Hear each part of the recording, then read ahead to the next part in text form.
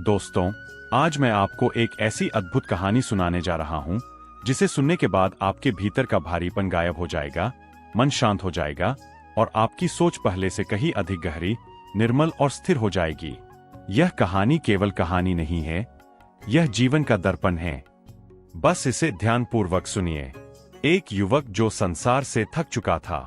बहुत समय पहले की बात है। पहाड़ों से घिरे एक राज्य में एक युवक रहता था। नाम था अनिरुद्ध। बड़ा बुद्धिमान था, मेहनती था, लेकिन भीतर से पूरा खाली। उसे लगता था कि दुनिया में कोई भी सच्चा नहीं है। लोगों के शब्द मीठे होते थे, लेकिन इरादे कठोर। मित्र उसे जरूरत के समय ही खोजते, परिवार भी उसे केवल जिम्मेदारियों के लिए पुकारता। प्यार, सम्मान, अपनापन, सब कुछ मानो धोखा लगने लगा था। अनिरुद्ध दिन प्रतिदिन गहरे अकेलेपन में डूबता जा रहा था।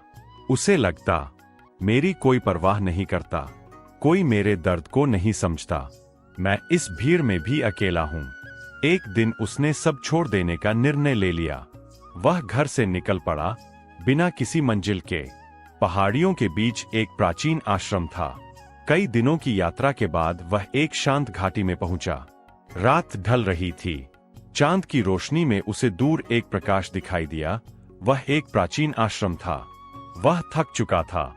आश्रम में प्रवेश किया तो अंदर एक वृद्ध गुरु अपने शिष्यों को मंत्र और ध्यान का अभ्यास करवाते दिखे। शिष्य ने पूछा, गुरुदेव, मन को शांति कब मिलती है? गुरु मुस्कुराए और बोले, जब मन अपने भीतर के शोर को देख लेता है, तभी पहली बार शांति का आना शुरू होता है। अनिरुद्ध यह सुनकर अवाक रह गया। उसने सोचा, ये क्या कह रहे हैं? अंदर भी कोई शोर होता है। जैसे ही साधना समाप्त हुई, अनिरुद्ध गुरु के चरणों में झुक गया। गुरुदेव, मैं संसार से अत्यंत दुखी हूं। मुझे कोई नहीं समझता। सब अपने स्वार्थ से चलने वाले लोग हैं। मैं अकेला हूं, बिल्कुल अकेला।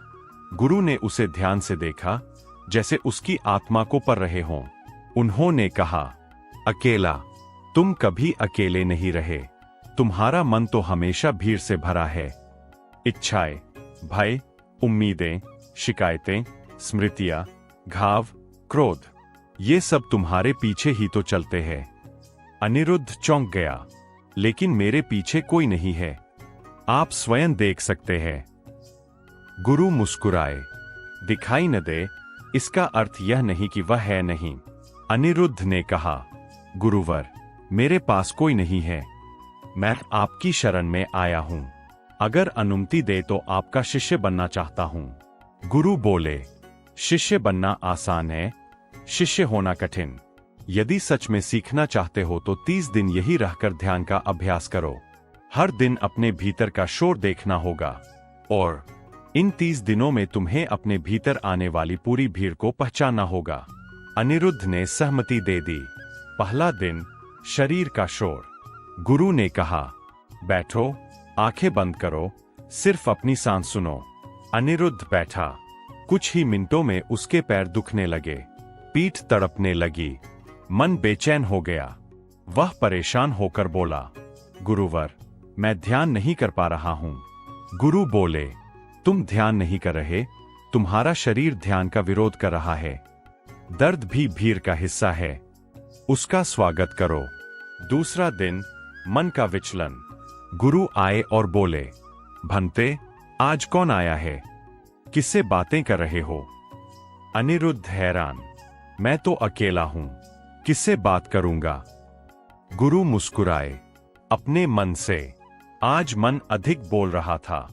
हर पुराने स्मरण के साथ तुम बातचीत कर रहे थे। अनिरुद्ध को झटका लगा। सच में उसने मन में बहुत बातें की थीं। तीसरा दिन, नींद का भार। अनिरुद्ध ध्यान में बैठते ही नींद में चला जाता। गुरु आए और बोले, अच्छा है। नींद दर्शाती है कि मन ने जीवन भर थकान जमा कर रखी है। अनिरुद्ध आश्चर्यचकित, पर ध्यान तो जागने के लिए होता है। गुरु, पहले मन को आराम दो, तभी वह जागेगा। चौथा दिन, विचारों का सुनामी। इस दिन अनिरुद्ध के मन में विचारों का तूफान था। भय, स्मृतियां, इच्छाएं, क्रोध, पछतावा, कल्पनाएं। इतने विचार कि वह घबराकर खड़ा हो गया। गुरु ने कहा, यह विचार नहीं, यह तुम्हारी भीतर की भीड़ है। मैं रोज पूछता था, कौन है? अब देख लिया। अनिरुद्ध के शरीर में सिहरन दौड़ गई।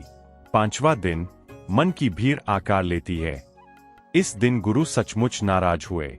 उन्होंने जोर से कहा, आज बहुत भीड़ है, उन्हें बाहर भेजो। अनिरुद्ध लगभग रो पड़ा। गुरुवर, सच कह रहा हूं, मुझे कोई नहीं दिखता। गुरु ने डांटा, तुम्हारी स्मृतियां, तुम्हारे शत्रु, तुम्हारे दुख, तुम्हारी अधूरी इच्छाएं, ये सभी तुम्हारी भीड़ है। और उन्होंने डंडा चलाया, जैसे उसकी झूठी धारणाओं पर प्रहार कर रहे हों। साधना और गहराती है। 6 से 20 दिन तक यहां से यात्रा कठिन हो जाती है। अनिरुद्ध हर दिन अपनी भीड़ पहचानता है। कभी मां बाप की अपेक्षाएं, कभी प्रियतम का दर्द, कभी मित्रों की शिकायतें, कभी अपने ही अपराध बोध, कभी बचपन के घाव, कभी भविष्य की चिंता। उसके भीतर भीड़ इतनी बढ़ गई कि उसे लगता, क्या मेरे भीतर कोई शांत स्थान भी है? गुरु रोज वही पूछते, कौन है इस बार? और हर बार अनिरुद्ध नए नए चेहरे बताता। 21वां दिन, पहली बार मौन। एक सुबह ऐसा हुआ कि गुरु आए और बोले, भंते, आज कौन है?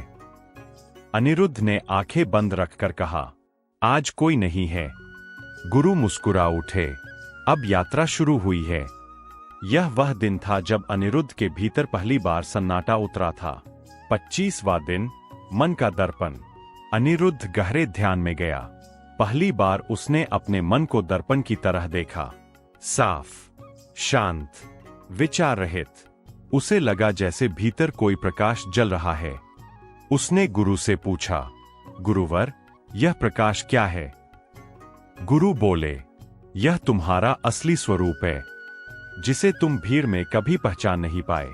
30वां दिन, जन्म का क्षण। अंतिम दिन गुरु ने कहा, आज आखिरी प्रश्न, अब कौन है तुम्हारे पीछे? अनिरुद्ध ने आंखें खोलीं। उसके चेहरे पर शांति थी, पहाड़ की तरह स्थिर। उसने कहा, गुरुवर, अब कोई नहीं, मैं अकेला नहीं, मैं पूर्ण हूं। गुरु ने उसे गले लगा लिया। अब तुम शिष्य नहीं, ज्ञानी हो गए हो।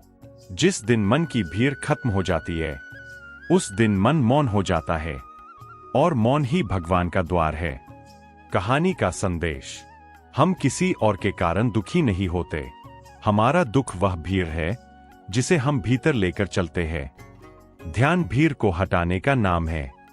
जब भीतर शांत हो जाए तो संसार सुंदर हो जाता है। अकेलापन सजा नहीं, अवसर है। जब मन साफ हो जाता है, तब जीवन चमकने लगता है। राधे राधे।